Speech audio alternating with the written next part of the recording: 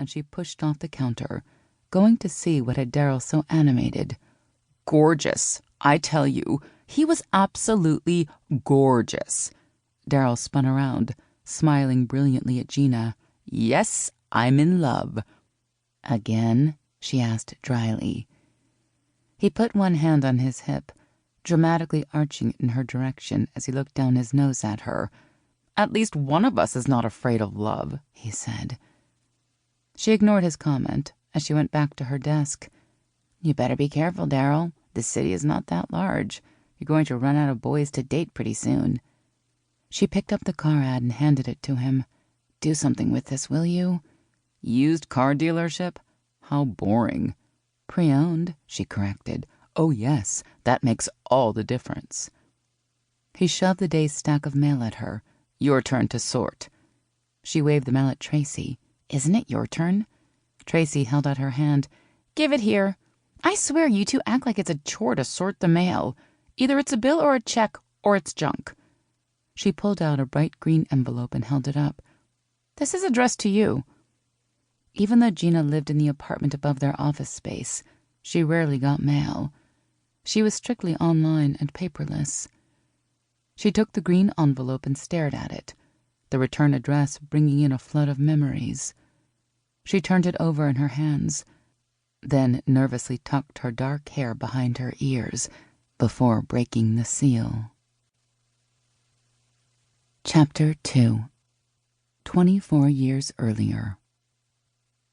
Gina dribbled the basketball blindly, her eyes never leaving the cheerleaders as they practiced on the other side of the gym.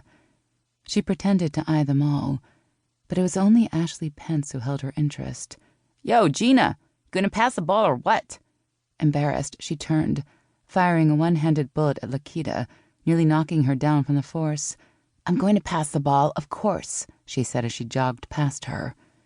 The whistle blew and she stopped dead in her tracks, waiting for Coach Beam to yell at her. Gina, I don't care if you're our top scorer. You sit your butt on the bench the rest of practice. I won't have showboating. Gina sulked as she walked over to the bench, wishing she could keep her mind on basketball, her one love, instead of Ashleigh Pence.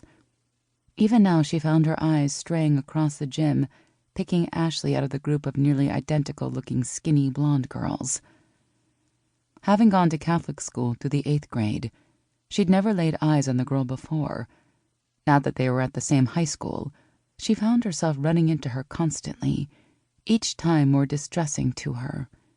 Her hormones were alive and kicking, but instead of directing her to boys, they led her directly to Ashleigh Pence. She rolled her eyes. A cheerleader, for God's sake. A popular, skinny blonde cheerleader. And Gina was all legs and arms, having grown 5 inches over the summer, all the while working on her basketball skills, knowing a scholarship was the only way she'd get to a university. Her folks had told her if she didn't get a scholarship, she'd be going to a community college instead. So with hormones raging, she avoided the boys, most shorter than her anyway, and she avoided the popular girls, already knowing at this young age where her preference was. She tried to fade into the background as much as possible, never wanting anyone to know her secret. However, making the varsity team as a freshman wasn't exactly the way to avoid notice. But making the varsity team had its perks.